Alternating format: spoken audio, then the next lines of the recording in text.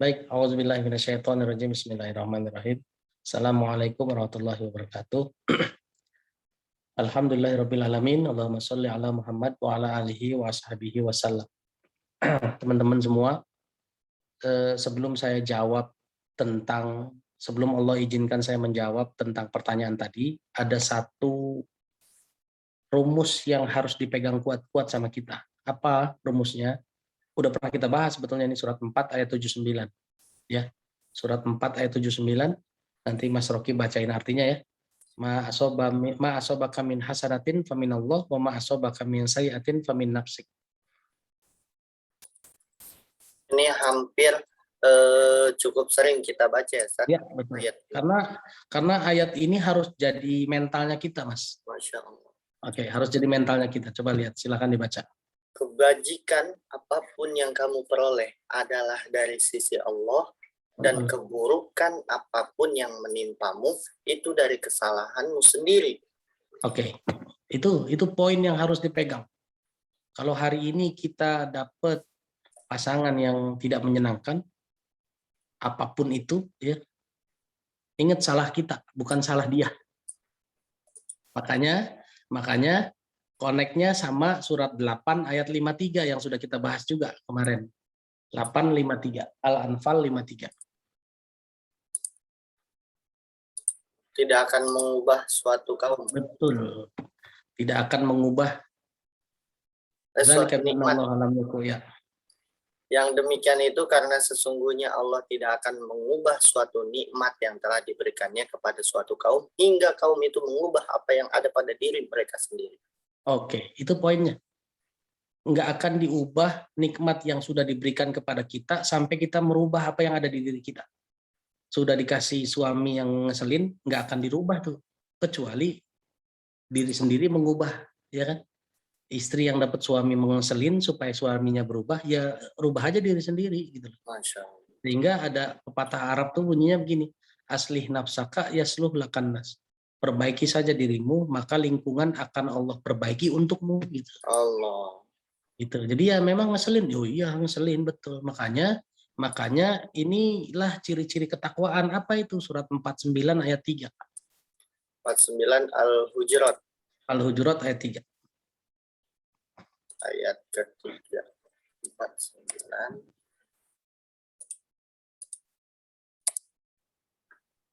Sesungguhnya orang-orang yang merendahkan suaranya di sisi Allah. Mereka itulah di sisi Rasulullah. Maaf. Ya. Mereka itulah orang-orang yang telah diuji hatinya oleh Allah untuk bertakwa. Nah, itu dia. Diuji hati untuk bertakwa. Jadi teman-teman semua kalau suami diuji dengan istrinya, istri diuji dengan suaminya, itu adalah ujian hati supaya kita jadi orang bertakwa. Jadi orang bertakwa. Nggak ada ujian takwa itu nggak ada yang enak. Puasa aja nggak enak, Mas. Bener nggak? Ya kan? Enakan kan makan daripada puasa gitu loh. Apalagi ujian takwa itu. Coba ciri-ciri orang bertakwa surat Ali Imran ayat 133, 134, 135. Nanti silakan pelajari aja. 133 sampai 135. Itu nggak ada yang enak, coba. Ustaz, afwan nih sebelumnya. Kalau kalimat sebelumnya sesungguhnya orang-orang yang merendahkan suaranya di sisi Rasulullah. Maksudnya gimana? Ya. Ini kan kisah zaman dulu kan, sahabat-sahabat yang tadinya jagoan-jagoan, yang tadinya orang kafir Quraisy, pemimpin-pemimpin kabilah, orang-orang kaya, begitu dia masuk Islam, dia kan merendahkan dirinya di hadapan Rasulullah. Suaranya nggak lebih keras daripada suara Rasulullah. Ya kan? Nah, itu orang-orang yang sudah diuji hatinya. Gitu. Masya Allah. Nah, sama sebetulnya istri yang tadinya jagoan, waktu sendirinya mungkin sudah punya jabatan, punya kekayaan dan lain-lain, begitu menerima suaminya dia merendahkan suaranya di samping suaminya. Ini kan orang-orang yang sudah diuji hatinya untuk bertakwa, iya kan? Gitu, bukan suaminya jadi Rasulullah, bukan ya, tapi kan derajat surga untuk dapetin surga seorang istri ya dari suami gitu. Jadi kalau mau dapat surga, mau dinilai takwa, rendahkan suaranya. Gitu. Nah, jadi teman-teman semua yang perlu saya sampaikan adalah ini ujian hati. Ujian hati itu menuju takwa, dan orang bertakwa itu adalah orang-orang yang akan ditolong sama Allah. Ya, nanti silakan baca surat At-Tolak ayat 3, ayat 4, ayat 5. Ya, silakan baca aja. Orang bertakwa itu dikasih jalan keluar, dapat rezeki tak terduga, dimudahkan urusannya, dekat dengan sumber-sumber rezeki gitu loh. Di surga, di surganya surga tertinggi, dekat dengan mata air, dekat dengan kebun-kebun, buah tinggal metik kan begitu, Mas.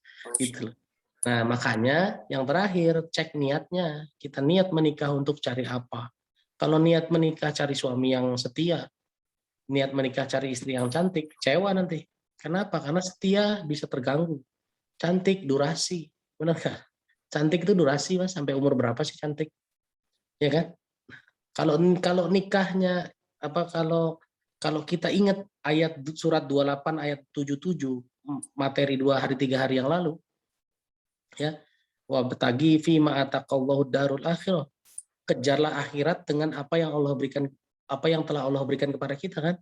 Jadi dapat suami soleh, dapat istri soleha harus jadi jembatan menuju akhirat, jadi modal buat menuju akhirat. Dapat suami ngeselin, dapat istri ngeselin juga harus jadi modal menuju akhirat kan, gitu loh. Makanya Siti Asia punya suami Firaun nggak ada masalah buat dia. Yang penting di surga dia punya istana. Robbi benili indaka baitang fil jannah. Itu kan doanya terkenal banget tuh. Surat At-Tahrim ayat 11 ya kan. Jadi teman-teman semua, sakit iya betul, ngeselin iya betul. Perjuangkan saja ikhlas sama Allah. Saya bilang sama Allah begini, Allah, kalau rasa sakit hati ini menurunkan ridhomu buat aku ikhlas. Dah selesai gitu. Dah nggak usah dipikir-pikir orang mau ngomong apa, nggak usah denger-denger. Makanya yang terakhir, jangan denger-dengerin omongan orang. Wah, lu kalau punya suami kayak gitu, udah itu nggak usah didengerin lah. Mereka ngomong pakai perasaan mereka doang, ya kan? Iya tabiuna illa zonna wa inhum illa yakhrusun. Kebanyakan orang cuma ngomong dengan prasangka mereka aja. Gitu. Siap, siap. Sehebat apapun kita di dunia, sesakit apapun kita di dunia, pasti selesai kok. Pasti selesai. Tapi kalau di surga, di neraka, oh kekal sudah. Kekal. Mendingan sakit di dunia, apa mendingan sakit di neraka coba? Sakit Gitu di ya. dunia. Ya, meskipun kita berdoanya Rabbana atina fid dunya hasanah wa fil akhirati hasanah. Kita berharapnya tetap di dunia baik, di akhirat baik. Jadi jangan keluar-keluar, nggak apa-apa lah saya di dunia susah, yang penting di akhirat senang. Nah, jangan juga begitu, ya kan? Kan pilihannya nggak terbatas dengan dua itu doang kan? Kan kita bisa bebas memilih kan sekarang kan? Minta sama Allah, ya Allah saya mau baik di dunia, baik juga di akhirat. Mau kaya di dunia dan mau kaya juga di akhirat. Kenapa? Kekayaan di dunia kita bawa buat menunjang perjuangan kita menuju akhirat. Gitu. Ya. Jadi Siap. buat yang jomblo-jomblo, nih buat yang jomblo-jomblo, jangan bilang begini, nggak apa-apa lah jelek, yang penting soleha. Ngapain begitu? Kan masih bisa milih kan? Nggak apa-apa cantik, yang penting soleha. Nggak apa-apa kaya, yang penting halal kan? Daripada nggak apa-apa miskin, daripada haram. Nggak usah begitu. Nggak apa-apa kaya, yang penting halal. Nggak apa-apa rezekinya banyak, yang penting halal gitu loh. Jangan ngomong nggak apa-apa sedikit daripada haram gitu. Nggak apa-apa sedikit, yang penting halal. Jangan. Pilihan kita yang bikin, jadi jangan ngebatasi pilihan. Allah Maha Kaya, nggak usah sangsikan kemampuan Allah, karena Allah tuh Rob yang bisa ngatur segalanya. Ya, Nabi Zakaria istrinya mandul aja bisa melahirkan kok. Siti Maryam nggak pernah disentuh laki-laki bisa melahirkan. Apalagi cuma mau ngasih uang 20 miliar sama Mas Rocky, gampang. Masya Allah. Iya, gampang. Nanti Mas Rocky dapat 20 miliar, saya dapat 2 triliun kan. Iya, iya. Allah alam bisa. Silakan. Siap, siap. Baik, Guru, ini ada beberapa pertanyaan di kolom chat. Assalamualaikum Ustaz. Pertanyaan pertama, izin bertanya, apa kalau minta traktir teman sama aja dengan kita meminta-minta? Dan bagaimana menyikapi teman yang sering seperti ini? Ya, bismillahirrahmanirrahim. Ya, memang kalau kita minta traktir nggak usah. Itu memang meminta-minta, kita nggak boleh begitu ya. Saya pun sedang berjuang untuk mengajarkan anak-anak untuk tidak minta angpau kalau lebaran gitu ya. Kan biasanya kalau lebaran kan minta apa tuh? Minta, kalau bahasa Betawi menanggok lah apalah gitu. Ya sedang diperjuangkan, kalau bisa lebaran kita yang ngasih, jangan minta gitu. Jangan anak kita keliling-keliling minta. Mental mintanya ini kita diajarin dari zaman dulu, dari zaman penjajahan. Benar. Kita ini dari zaman penjajahan dibikin begitu, minta aja. Ya, mental kita orang beriman itu mentalnya kaya. mental kaya, mentalnya kaya. Orang kaya itu mentalnya ngasih, bukannya minta. Ya. Jadi kalau mau kaya ya harusnya memberi kan, bukannya minta gitu. Nah, kalau ada teman-teman yang suka minta traktir, tabayun dulu. Kenapa sih dia suka minta traktir? Jangan-jangan memang dia susah.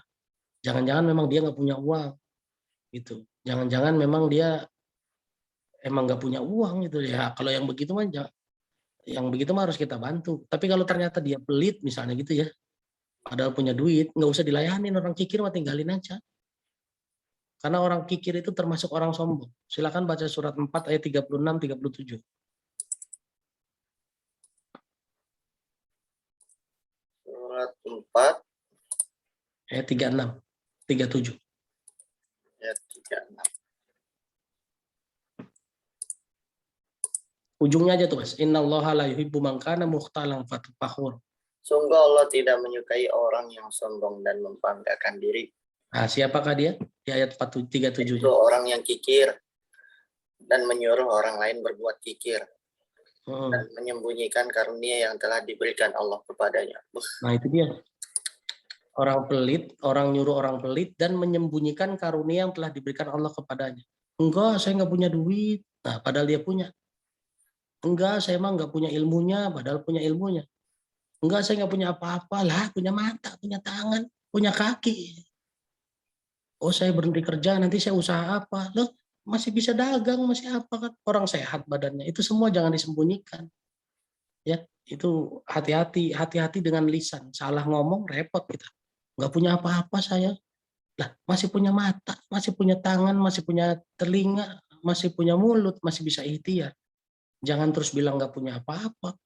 Bahaya nih nanti termasuk orang-orang yang menyembunyikan apa yang sudah Allah berikan kepada kita. Ya, jadi teman-teman hati-hati nih sama orang pelit, orang kikir harus dikasih tahu karena termasuk orang sombong nih. Ya, oke. Wallahu a'lam bishawab. Baik, luar biasa Ustaz. Saya bacanya juga bikin deg-degan ini. Ya. Kita lanjut ke pertanyaan berikutnya. Assalamualaikum Ustaz, maaf mau tanya, kalau mudah banget marah itu ngapa ya? Minta doa. Masya Allah. Jawabannya apa minta doanya nih, Bu? Bismillahirrahmanirrahim. Teman-teman kalau mudah marah, ya emang harus dikontrol, harus dilawan. Kenapa? Marah itu artinya kita mengikuti hawa nafsu. Ya, coba baca surat 25 ayat 43.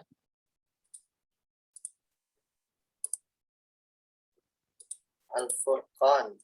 Ya, ayat 43.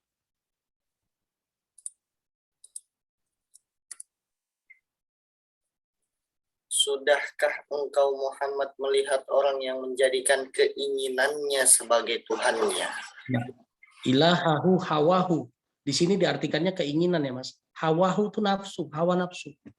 Apakah engkau melihat orang-orang yang menjadikan hawa nafsunya sebagai Tuhannya? Orang-orang yang mengikuti amarahnya adalah orang-orang yang mengikuti hawa nafsunya, menuhankan hawa nafsunya. Astagfirullah. Kalau dibiarkan terus ini nggak dirubah, nggak belajar untuk diredam dan lain-lain, silakan baca surat 45 ayat 23. Ini maksudnya begini ya, Ustaz ya. Apa kata dia maunya A, dia pengennya A, begitu. Iya. B, begitu. Iya. Disakitin orang, dia marah dan maunya melampiaskan marahnya kan gitu kan. Iya kan? Allah. Hawa nafsu sebagai Tuhannya. Apa tadi Ustaz lanjutannya? 45-23. 45 Al-Jasiyah ayat 23. Maka pernahkah kamu melihat orang yang menjadikan hawa nafsunya sebagai Tuhannya dan Allah membiarkannya sesat dengan sepengetahuannya? Nah, itu dia. Dibikin sesat dengan sepengetahuan Allah, dibiarin aja. Lalu lanjutin Mas. Dan Allah telah mengunci pendengaran dan hatinya serta meletakkan tutup atas penglihatannya. Oke. Jadi kalau marah ngikutin hawa nafsu kan jadi nggak bisa kan, dikasih tahu nggak bisa, ya nggak? Lihat orangnya maunya nonjok aja gitu, ditutup mata hati, telinga ditutup semua. Jadi harus dilawan. Kenapanya? Ya karena mengikuti hawa nafsu. Udah itu poin. Dan orang yang nggak bisa nahan marah adalah bukan orang bertakwa. Nanti efeknya panjang banget. Silakan baca surat 3 ayat 134. Ini judulnya tadi hawa nafsu sebagai Tuhannya, Ustaz. Iya, betul. Surat 3 ayat 134. 100 dari 133 deh.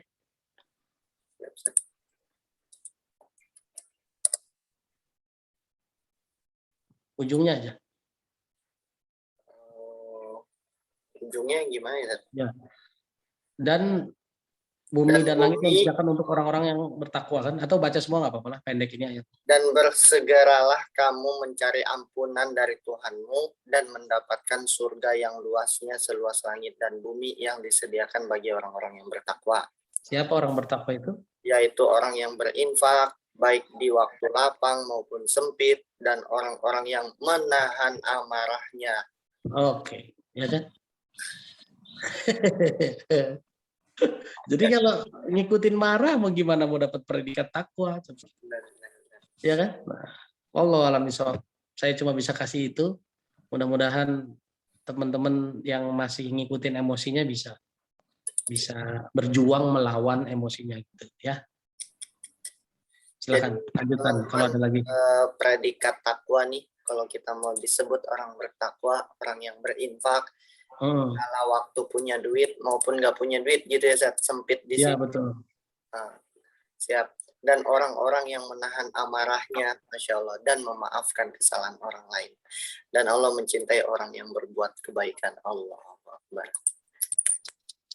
Sama-sama kita saling resapi ya teman-teman ya, ayat-ayat yang sudah kita tadaburkan nih. Semoga semakin lembut hati kita. Jangan mudah lagi emosian, jangan mudah lagi marah dan lain-lain. Karena kalau misalkan begitu, gagal rasanya kita bisa mendapatkan ketakwaan. Iya, gagal. Masih semangat? Masih semangat.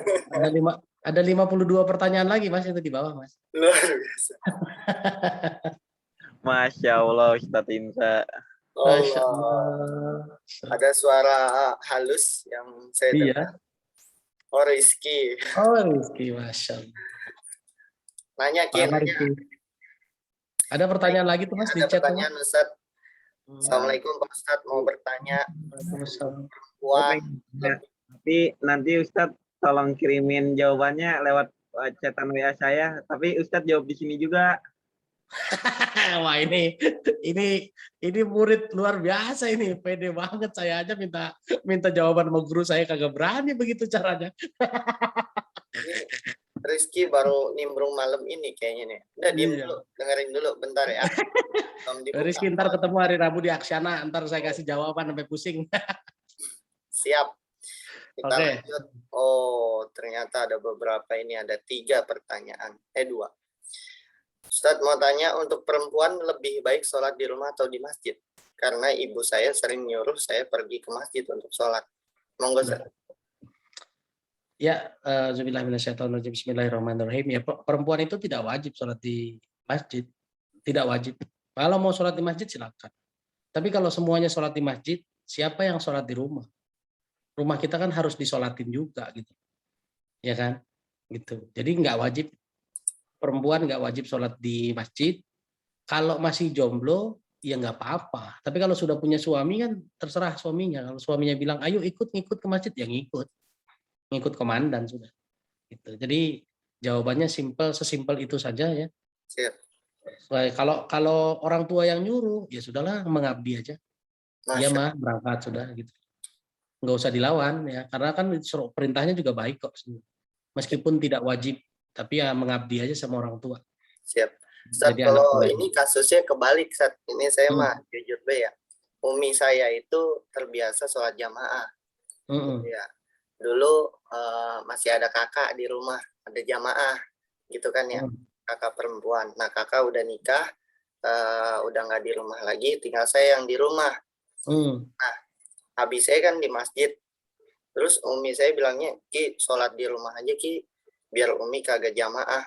Kadang kita gelisah juga, satu laki-laki wajib di masjid, di musola, tapi ini permintaan orang tua. Jadi alhasil saya jawabnya begini, Ustaz.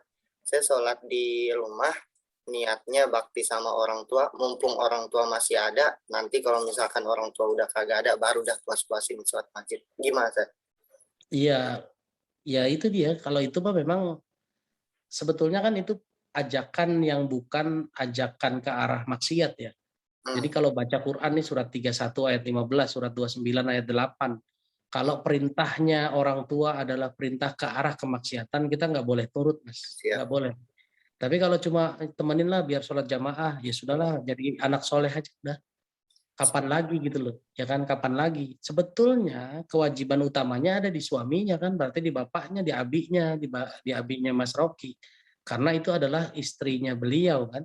Tapi kalau abi sudah berangkat ke masjid, terus ibu bilang, ayo imamin di sini, ya sudah tawakal dulu aja. Meskipun sebetulnya ya apa ya, ini Mas, wajibnya di masjid itu apa ya, bukan wajib yang kalau kita nggak ke masjid jadi dosa gitu, bukan begitu ya. Ya gitu. Kalau nggak sholat baru dosa gitu. Tapi ini kan ada perintah orang tua, yang mau nggak mau harus dituruti. Apalagi laki-laki, anak laki yang nurut sama ibunya. Gitu. Ya, wallahu a'lam bishawab. Kadang abi tugas juga saat di musola gitu. Kalau pengen ngajak jamaah umi ke musola udah kagak kuat lagi katanya. Iya, nggak apa-apa. Baik, tapi ini soal fikih ya Mas. Fikih. Nanti antum mungkin ketemu orang yang berpikir, oh nggak boleh, ya nggak usah, udah ini nggak usah pusing-pusing. Jadi kalau pendapat saya adalah udah taat sama orang tua aja. Itu pendapat saya. Nanti akan ketemu mungkin orang lain, ustadz lain yang akan bilang nggak bisa, laki-laki tetap harus ke masjid. Iya. Ya jangan diberantemin Mas, udah biarin aja. Antum tinggal pakai hadis Arba'in nomor 11. Apa tuh? Tugas kerjakan yang kamu yakini, tinggalkan yang kamu ragukan. Udah itu aja. Masya Allah. Ya udah, yakinnya yang mana sekarang? Oh yakin sama jawaban saya, udah kerjain aja. Yakin sama jawaban dia, sudah kerjain jawaban dia, tinggalkan jawaban saya, gitu aja sudah. Siap. Itu hadis Arba'in nomor 11. Nanti silakan dibaca. Lakukan apa yang diyakini, tinggalkan apa yang diragukan. Siap. Betul, siap. Ini Ustaz, ada satu pertanyaan lagi. Assalamualaikum Ustaz. Afwan Ustaz izin bertanya, apakah jika seseorang berbuat dosa lalu tobat, tandanya Allah tidak sayang? Maksudnya gimana? Dosa, tobat, bikin dosa lagi, tobat lagi gitu. Berarti tomat ini namanya. Habis tobat maksiat lagi, habis tobat maksiat lagi. Saya enggak mau jawab Allah tidak sayang atau tidak sayang, bukan. Allah itu sangat sayang sama hambanya. Silakan baca surat 4 ayat 64, surat 4 ayat 110, surat Az-Zumar 39 ayat 52. Nanti ditulis aja di grup di komen. 464. Nggak usah dibukain karena ini isinya sama. Allah mengampuni dosa-dosa hambanya. Ya. 464. 410. 3952. Nanti baca aja di rumah. Allah jamin berapapun dosanya akan kami ampuni, kata Allah. Ini 39 surat Az-Zumar ya. Ya ibadiyalladzina asrafu min anfusihim la taqnatu min rahmatillah. Ya. Jadi kalau dibilang Allah nggak sayang, bukan, Allah sayang. Allah sayang. Kitanya aja yang kayak mempermainkan Allah. Gitu. Dan Allah bilang begini nih, yuridullahu ay yatuba alaikum. Allah tuh pengennya mengampuni kamu kok. Silakan baca surat 4 ayat 28 coba Mas. An-Nisa ayat 28. Ayat 28. Allah hendak memberikan keringanan. 27, mundur Mas, 27. Dan Allah hendak menerima tobatmu. Nah, itu Allah tuh kepengennya menerima tobat kita. Ayo sini tobat. Mundur lagi ayat 26-nya lagi, Mas. Allah hendak menerangkan syariatnya kepadamu dan menunjukkan jalan-jalan kehidupan orang yang sebelum kamu, yaitu para nabi dan orang-orang soleh. Dan dia menerima tobatmu. Tuh, wa yatuba alaikum, dan Allah mau ngampunin kita. Jadi bukan Allah nggak sayang, bukan. Tanda Allah nggak sayang itu kita didiemin, Mas. Didiemin. terus dikasih kenikmatan yang bikin kita makin jauh. Nih surat 6 ayat 44 kan, falamma nasu ma dzukiru bihi fatahna alaihim abwaaba kulli syai', ya kan? Dikasih ini yang disebut istidraj itu, Mas, ya kan? Surat 6 ayat 44. Hatta idza farihu bima utu akhaznahum baghtatan fa idza hum mublisun. Coba 644. Maka ketika mereka melupakan peringatan yang telah diberikan kepada mereka, kami pun membukakan semua pintu kesenangan untuk mereka. Nah, pintu kesenangan dibukain semua. Kaya, happy, istrinya seakan-akan baik dan lain-lain gitu. Lanjut, Mas. Sehingga ketika mereka bergembira dengan apa yang telah diberikan kepada mereka, kami siksa mereka secara tiba-tiba. Maka ketika itu mereka terdiam putus asa. Nah, gitu. Ada begitu udah lagi happy-happynya turun azab, jeger, putus asa. Makanya ada yang orang depresi, putus asa, bahkan ada yang memutuskan bunuh diri. Ya, hati-hati teman-teman semua. Jadi ini kalau tobat, maksiat lagi, tobat, maksiat lagi, itu bukan tanda Allah nggak sayang, bukan. Kitanya yang apa? Yang kitanya yang memang nggak bisa dibilangin. Benar. Ya kan? Gitu. Maka Allah bilang begini, surat 6 ayat 62. 62 63. Surat Al-An'am ayat 6 62 63. 62. Kemudian mereka 63 lah, 63 64 berarti. katakanlah Muhammad, siapakah yang dapat menyelamatkan kamu dari bencana di darat dan di laut ketika kamu berdoa kepadanya dengan rendah hati dan dengan suara yang lembut? Sekiranya dia menyelamatkan kami dari bencana ini, tentulah kami menjadi orang-orang yang bersyukur. 63 dulu kita bahas, ya. Siapa yang menyelamatkan kita dari bencana di darat dan di laut? Yang saat bencana itu datang, kita mintanya dengan lemah lembut loh sama Allah. Ya Allah, tolongin saya ya Allah. Ampuni dosa saya ya Allah, saya lagi susah ya Allah, utang banyak ya Allah, sakit ya Allah. Benar nggak? Mintanya lagi lemah lembut, merendah. Tapi begitu ditolong sama Allah, ayat 64-nya coba. Katakanlah, Allah yang menyelamatkan kamu dari bencana itu dan dari segala macam kesusahan. Namun kemudian kamu kembali mempersebat. Nah, itu dia. Udah ditolong, habis itu maksiat lagi. Astagfirullah. Ya kan? Ini dia. Jadi teman-teman, ini bukan soal Allah nggak sayang, tapi kitanya yang nggak bisa dibilangin. Dan ayat-ayat kayak begini banyak, Mas. Banyak banget. Banyak banget. Ntar ada nih surat 9 ayat 75, 76, 77. Ada orang yang berjanji, nanti Allah, nanti kalau saya kaya saya mau sedekah. Begitu dikasih kaya, dia pelit, langsung nggak mau ngasih. Ini ditanamkan kemunafikan ke dalam dirinya sampai hari kiamat. Coba bayangin. Ada nggak orang yang kayak gitu? Ya Allah, saya lagi miskin, nanti kalau kaya saya mau sedekah. Silakan nanti baca surat 9 ayat 75 sampai 77. Ya. Terus buat teman-teman yang masih tobat lalu maksiat, tobat lalu maksiat. Silakan baca surat 4 ayat 17. Surat 4 ayat 17.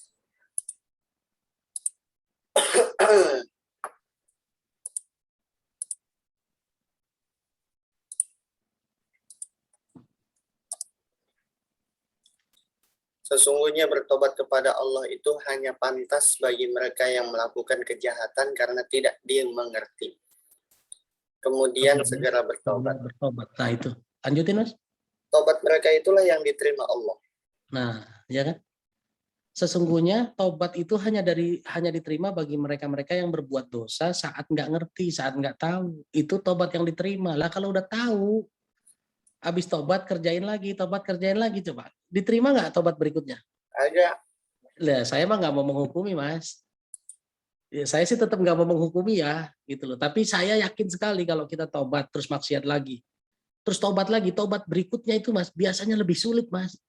Nggak mungkin segampang tobat pertama, karena tobat pertama itu lebih mudah karena kita melakukan pada saat nggak ngerti. Begitu ngerti kita ulang lagi, aduh. Meskipun kalau saya sih yakin Allah Maha Pengasih Maha Penyayang diterima juga, tapi perjuangan tobatnya jauh lebih sulit. Jadi ya jangan begitulah sudah. Kok nggak enak semua ya ini, ayat-ayatnya kedengarannya nggak enak semua. Ya mudah-mudahan ini jadi semangat kita kalau mau hijrah, mau tobatnya yang serius ya. Jadi nggak tobat maksiat lagi. Soalnya capek juga, ini gimana ya? Jadi kayak mobil mau maju, mundur lah. Ya lu kapan nyampenya? Ya kan? Kapan nyampenya? Karena hijrah itu bukan jalan, ada rest area berhenti, nanti nyambung lagi, nggak bisa begitu. Siap. Kalau udah berhenti di tengah jalan, mundur Mas mulainya Mas. Kita nggak mungkin ngelanjutin dari situ, nggak mungkin. Gitu ya. Wallahu a'lam bishawab. Silakan, masih ada lagi? Baik. Oke. Habis ya? Habis. Itu ada tuh. Baik, cukup mungkin Ustaz. Ada lagi terakhir yang ingin disampaikan? Ya, kalau mau cukup boleh. Cukup lah ya, saya jam 3 harus berangkat ke Jatiwaringin. Insya Allah habis subuh ada kajian di Musola At-Taubah, Villa Nusa Indah 3, yang rumahnya di daerah-daerah Bojong Kulur, Villa Nusa Indah, silakan. Daerah mana itu Ustaz? Bekasi, Bekasi. Bekasi ya, Masya Allah. Luar biasa. Baik, jazakallah. Wa iyyakum. Indra Firmansyah, semoga Allah sehatkan lahir batin Ustadz, Allah selamatkan perjalanan sampai besok. Amin. Hadir ke kajian, tidak ada halangan, dan terus kita menebar manfaat untuk kita semuanya. Amin. Amin, amin ya robbal alamin. Baik teman-teman semuanya, izin dokumentasi untuk sesi di episode 64 ini. Silakan on cam semuanya. 1, 2, senyum. 1, 2, 3. Alhamdulillahirrahmanirrahim. Banyak hari ini 34 orang. 34 orang, alhamdulillah. Sekali lagi Ustaz, afwan, tadi salah pencet. Oh, salah. Afwan. 1, 2, 3. Baik, terima kasih banyak teman-teman semuanya. Mohon maaf lahir dan batin. Kita akhiri dan baca hamdalah. Alhamdulillahirrahmanirrahim. Alhamdulillahirrahmanirrahim. Assalamualaikum warahmatullahi wabarakatuh. Waalaikumsalam. Waalaikumsalam warahmatullahi wabarakatuh. Jazakallah Ustaz.